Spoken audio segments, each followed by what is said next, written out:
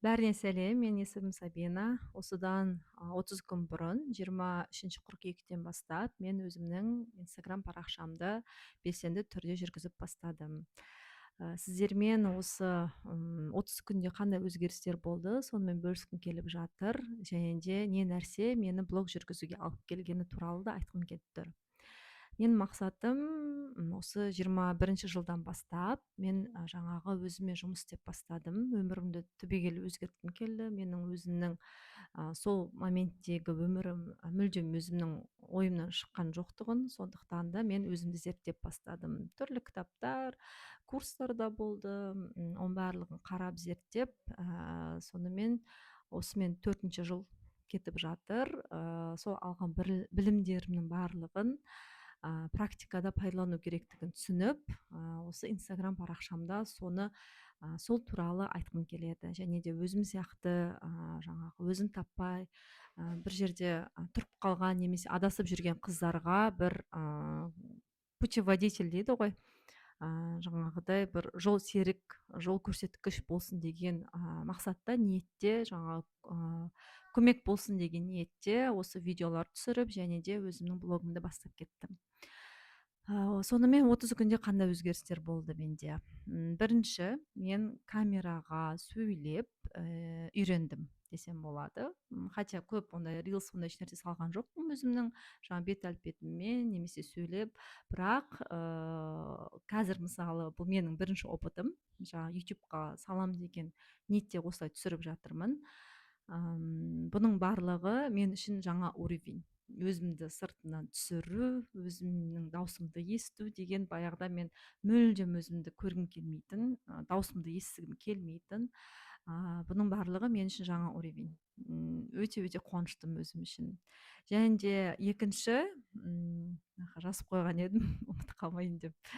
Екінші ол жалпы мен өзім ашыла бастадым. Жаңағы ішімдегі нәрселерді ашып, не бар деген сияқты өзім ішіме сұрақтар қойып, соларды шығара бастадым. Өзіме маңызды нәрселерді түртіп алып бастадым. Және де қайда не туралы айтқым келеді, айтқым келмейді деген сияқты бір фильтр пайда болды өзім ішімде.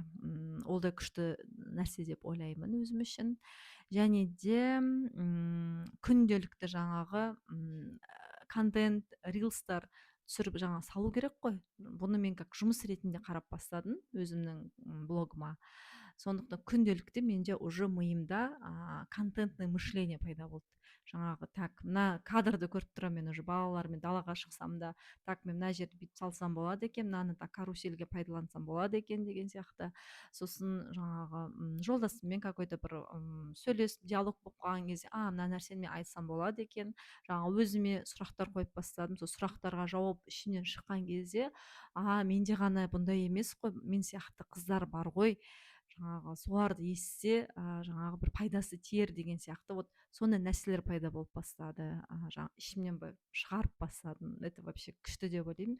Себебі мына тұрып қалған білімдер, оның барлығы жиналып бір реакция емес, жаңағы энергия болып тұр да.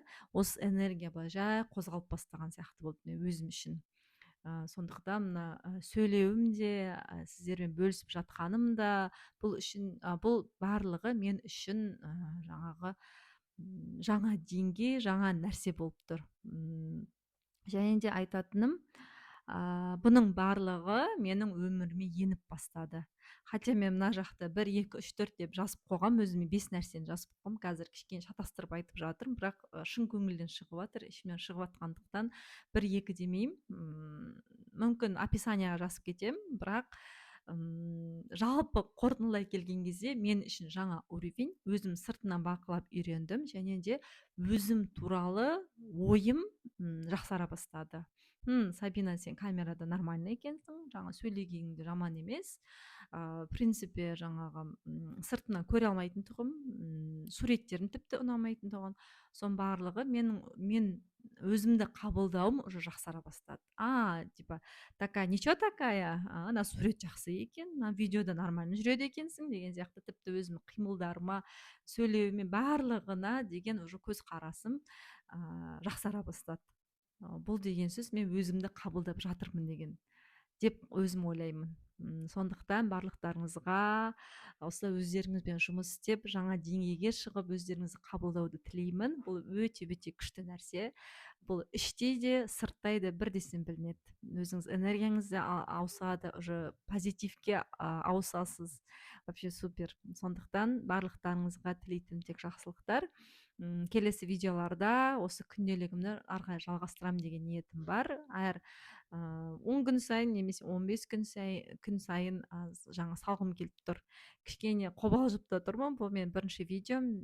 Қолдау жасасаңыздар көп көп рахмет сіздерге.